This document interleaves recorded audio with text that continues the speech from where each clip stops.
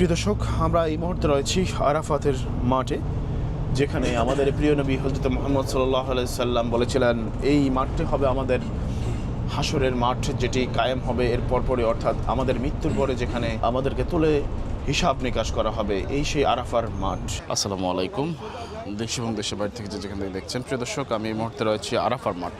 আমি যেখানে রয়েছি আরাফার মাঠ, এই আরাফার মাঠের ইতিহাস যদি আমি বলতে যাই, আমি যদি দেখাই আমার সামনে যেই জাবালে রাহমাত যে পাহাড়টি রয়েছে, প্রিয় দর্শক, এই পাহাড়ে আমাদের প্রিয় বাবা এবং প্রিয় মা, আদি মা, আদি বাবা, আদি পিতা হযরত আদম আলাইহিস সালাতু ওয়াস সালাম এবং আদি মাতা হযরত হাওয়া আলাইহিস সালাতু ওয়াস সালাম এখানেই এসেছিলেন।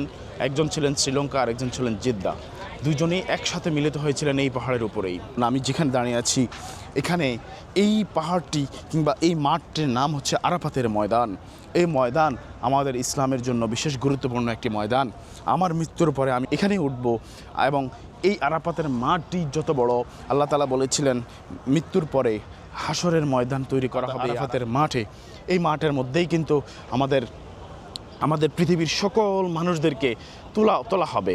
আল্লাহ বলেছিলেন আমি এই মাঠটাকে এমনভাবে তৈরি করেছি, খুব ছোট, কিন্তু আমি যখন কিয়ামতের পরে এটাকে টান দিব এত বড় হবে যে পৃথিবীর সকল মানুষ এখানে একত্রিত হতে পারবে, এত বড় হয়ে যাবে।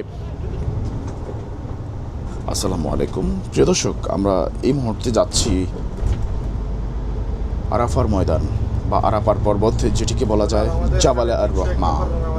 অত্যন্ত গুরুত্বপূর্ণ পবিত্র একটি স্থান। এর ইতিহাস বিবরণ আপনাদেরকে সামনে তুলে ধরবো। প্রিয় দর্শক, আমরা আপনাদের সামনে তুলে ধরার চেষ্টা করছি। হযরত আদম আলাইহিস সালাতু ওয়াস সালাম এবং হাওয়া আলাইহিস সালামের পূর্ণ মিলন হয়েছিল এই আরাফার ময়দানে। ইসলামী বিশ্বাস অনুযায়ী জান্নাত থেকে পৃথিবীতে আসার পর হযরত আদম আলাইহিস সালাম এবং আমাদের প্রিয় মা হাওয়া আলাইহিস সালাম দীর্ঘ বিচ্ছেদের পর এই আরাফার ময়দানেই একের পর এক দেখা পেয়েছিলেন। এখানে তারা আল্লাহর কাছে ক্ষমা প্রার্থনা করেন এবং আল্লাহ তাআলা তাদের ক্ষমা করে দেন। এই সময় পাহাড়কে জাবাল আর রহমা, রহমতের পাহাড় বলা হয়। বিদায় হজের ভাষণ কিন্তু সেখানে দিয়েছিলেন বিশ্বনবী, প্রিয় নবী হযরত মুহাম্মদ সাল্লাল্লাহু আলাইহি ওয়াসাল্লাম। আরাফার ময়দান এতটাই বিচক্ষণতা, এতটাই পরিপূর্ণ এবং ইসলামের বিশেষ একটি জায়গা, যেটি আমরা কিছুক্ষণের মধ্যেই আপনাদের সামনে দেখানোর চেষ্টা করব। প্রিয় দর্শক, আমরা সেখানে যাচ্ছি, যাওয়ার পথে অংশবিশেষ আপনাদের সামনে তুলে ধরছি। এই আরাফার ময়দানটি হচ্ছে এমন একটি ময়দান যেখানে হজের সবচেয়ে গুরুত্বপূর্ণ রোকন বা কাজ 9টি জিল হজ এই ময়দানে অবস্থান করা। ইউকুফ হাদিস অনুযায়ী আরাফাতই হলো হজ, অর্থাৎ কেউ যদি এই ময়দানে নির্দিষ্ট সময়ে অবস্থান করতে না পারেন তবে তার হজ পূর্ণ হবে না।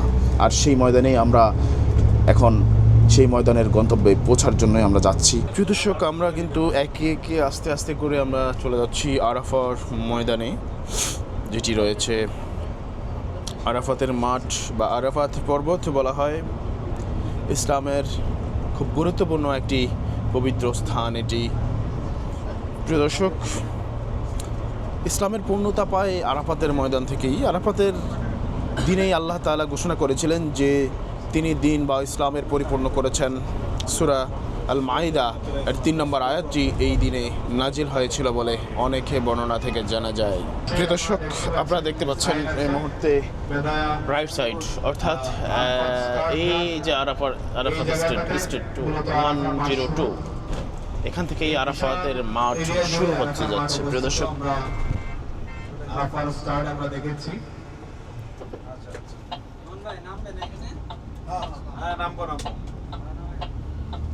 প্রিয় দর্শক, আমরা আরাফাতের মাঠ যেটি রয়েছে সেখানে অলরেডি প্রবেশ করছি। আমরা দেখতে পাচ্ছি আমাদের সামনে কিন্তু একটি সাইনবোর্ড ছিল যেখানে লেখা আছে আরাফাতের স্টার্ট উইথ আরাফাত। যাই হোক, আমরা এ মুহূর্তে যাচ্ছি আস্তে আস্তে করে আরাফাতের মাঠের দিকে। প্রিয় দর্শক, আমাদের সামনে দেখতে পাচ্ছেন এবং ডানে বামে রয়েছে আরাফাতের মাঠের অংশবিশেষ।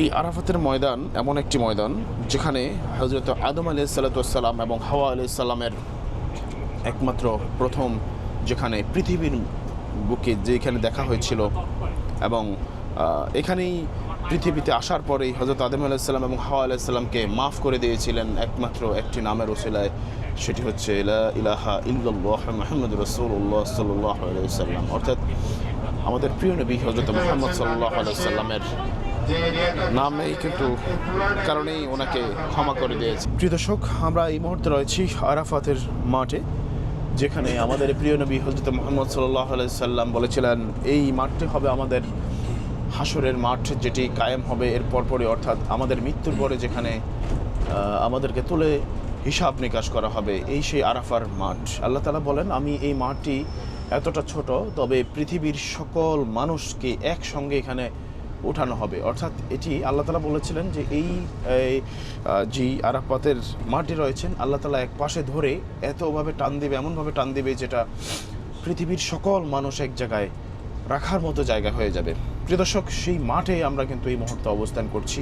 ডানে বামে পুরো অংশটাই কিন্তু আরাফাতের মাঠের অংশ বিশেষ। প্রিয় দর্শক, আরাফাতের মাঠ যেখানে আসলে আমাদের বাবা, আমাদের বাবা প্রিয় আদম আলাইহিস সালাতু ওয়াস সালাম এবং আমাদের প্রিয় মা হযরত আদি মা যাকে বলা হয় হাওয়া আলাইহিস সালাতু ওয়াস সালাম, ওনারা এখানে এসেছিলেন এবং ওনাদের এখানে মিলন হয়েছিলেন। প্রিয় দর্শক, জান্নাত থেকে যখন এখানে চলে আসেন, এখানেই মিলন হয়েছেন পৃথিবীর বুকে। জীবনের ন্যূনতম কিছু হইলেও যেন পরিবর্তন আসে, যে হ্যাঁ, ইসলাম আমাদের কাছে, দিন আমাদের কাছে যে পৌঁছাইছে সেটা খুব সহজে পৌঁছায় নাই, খুব কঠিন অবস্থায় মধ্য দিয়ে আমাদের কাছে এই ইসলাম, এই দিন আমাদের পর্যন্ত পৌঁছাইছে। তো এই জন্য আমাদের যেন সকলের এই সফরের পরে আমাদের জীবনে একটা পরিবর্তন আসে। যেমন আমরা এই জাবালে সওর, জাবালে নূর, তারপরে এই মসজিদে নামিরা, এই জায়গাগুলোতে আমরা আসার জন্য খুব উদ্গ্রীব হয়েছিলাম যে হ্যাঁ, আমরা এই স্থানগুলো দেখব, যে কিভাবে আল্লাহ রসুল তার জীবনের সময়গুলো অতিক্রম করছেন। দাওয়াত দেওয়ার কারণে মক্কা থেকে তাকে মদিনায় হিজরত করতে হয়েছে, কাফেররা তার উপরে আক্রমণ করছে, তাকে হত্যার জন্য নির্দেশ দেওয়া হয়েছে। এক পর্যায়ে সে জাবালে শহরে আত্মগোপনে ছিলেন, এরপরে মদিনার দিকে হিজরত করতে হয়েছেন। আল্লাহ রসুল বলছিলেন যে আমার সবচেয়ে পছন্দের শহর হচ্ছে মক্কা, সবচেয়ে পছন্দের শহর হচ্ছে মক্কা। আমি মক্কা থেকে কোনো দিন চাইতাম না যদি আমার খুব কাছের নিকট আত্মীয় স্বজন আমাকে যদি মক্কা থেকে তাড়িয়ে না দিতেন, তাহলে আমি মক্কা ছেড়ে জীবনেও যাইতাম না। তো আল্লাহ রসুলের সবচেয়ে পছন্দের শহর মক্কা, যেখানে আমরা অবস্থান করছি বর্তমানে। আমরা প্রত্যেকটা জায়গায় আল্লাহ রসুলের পদদলিত যে জায়গাগুলো, এই জায়গায়, এই রাস্তায় আল্লাহ রসুল পদার্পণ করছেন। পদদলিত যে রাস্তাগুলো, সেই রাস্তাগুলোতে আমরা চলছি। আল্লাহ পাক যেন আমাদের এই চলা, এই আসা যাওয়া এই পর্যন্ত শেষ না হয়ে যায়। এখান থেকে যেন আমরা শিক্ষা অর্জন করতে পারি যে আল্লাহ রসুল যেভাবে দ্বীনের জন্য, ইসলামের জন্য কষ্ট করেছেন, তার ন্যূনতম কষ্টও যেন আমাদের থেকে আল্লাহ পাক নেন। এজন্য ইনশাআল্লাহ আমরা প্রত্যেকটা কবুলের জায়গায় আমরা দোয়া করব, আল্লাহ পাক যেন আমাদের এই সফরকে নাজাতের উসিলা হিসেবে কবুল করেন। আমিন। আসসালামু আলাইকুম। দেশ এবং দেশের বাইরে থেকে যেখান থেকে দেখছেন, প্রিয় দর্শক, আমি এই মুহূর্তে রয়েছি আরাফার মাঠ। আমি যেখানে রয়েছি আরাফার মাঠ, এই আরাফার মাঠের ইতিহাস যদি আমি বলতে যাই, প্রিয় দর্শক, আপনারা জানেন কিছুক্ষণ আগে আস্তে আস্তে আপনাদেরকে দেখানোর চেষ্টা করেছিলাম আমি যে আরাফার মাঠটি রয়েছে সেই সম্পর্কে বিস্তারিত তুলে ধরার চেষ্টা করেছিলাম।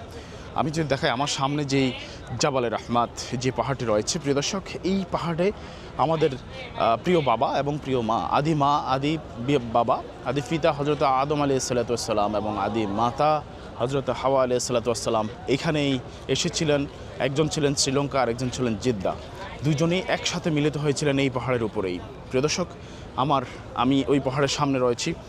আমার পিছনে এই পাহাড়টি দেখতে পাচ্ছেন প্রিয় দর্শক, এই পাহাড়ের মধ্যেই আমাদের আদি পিতা এবং আদি মা একত্রিত হয়েছিলেন, মিলিত হয়েছিলেন। প্রিয় দর্শক, এই জায়গাটি এত গুরুত্বপূর্ণ একটি বিশেষ জায়গা, যেখানে আসলে না আসলে আপনি বুঝতে পারবেন না। আমি যেখানে দাঁড়িয়ে আছি, এখানে এই পাহাড়টি কিংবা এই মাঠটির নাম হচ্ছে আরাফাতের ময়দান। এই ময়দান আমাদের ইসলামের জন্য বিশেষ গুরুত্বপূর্ণ একটি ময়দান।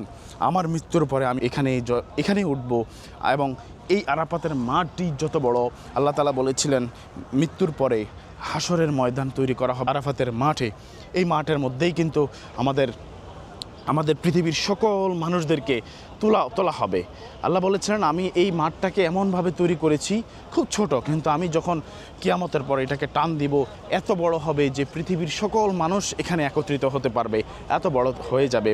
প্রিয় দর্শক, এই মাঠে আমাদের আদি পিতা এবং আদি মায়ের যেখানে একত্রিত হয়েছিলেন, মিলিত হয়েছিলেন, সেই মাঠটির নাম হচ্ছে জাবালে রহমা।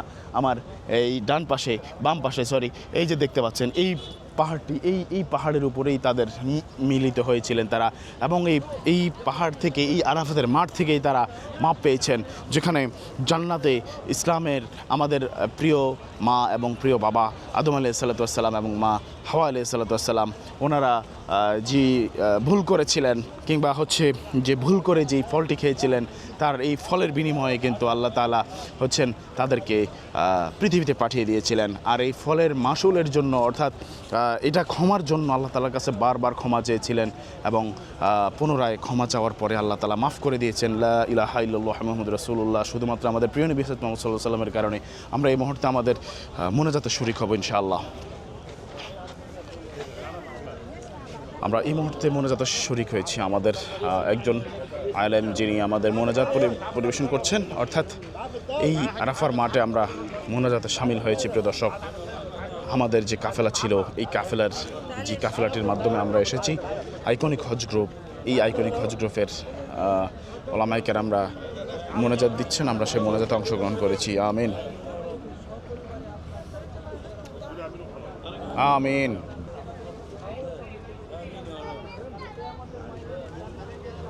আমিন আল্লাহুম্মা আমিন। আল্লাহ আমাদেরকে এই মাঠে তুলবেন, আল্লাহ এই মাঠে এমনভাবে তুলবেন যাতে করে মাসুম বাচ্চার মতো তুলবেন আল্লাহ।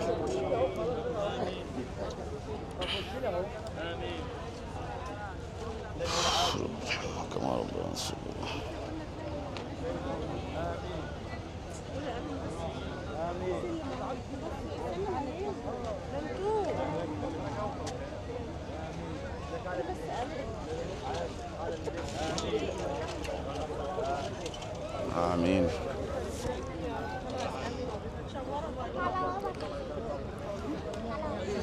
প্রিয় দর্শক, আমরা পৃথিবীতে যাদের ভাগ্য আছে, যাদেরকে আল্লাহ ডাকবেন, তারাই শুধুমাত্র কেবল এই মাঠে আসতে পারবেন। আমি আপনাদেরকে আরেকটা কথা বলে রাখছি প্রিয় দর্শক, আমরা যারা হচ্ছে বড় হজ করব, বড় হজ করলে এই আরাফার মাঠে যদি আপনি না আসতে পারেন, নির্দিষ্ট সময়ের মধ্যে যদি না আসেন, তাহলে কিন্তু আপনার হজ হবে না। সুতরাং আপনারাই জানেন যে কতটা গুরুত্বপূর্ণ একটা জায়গা। আল্লাহু আকবার।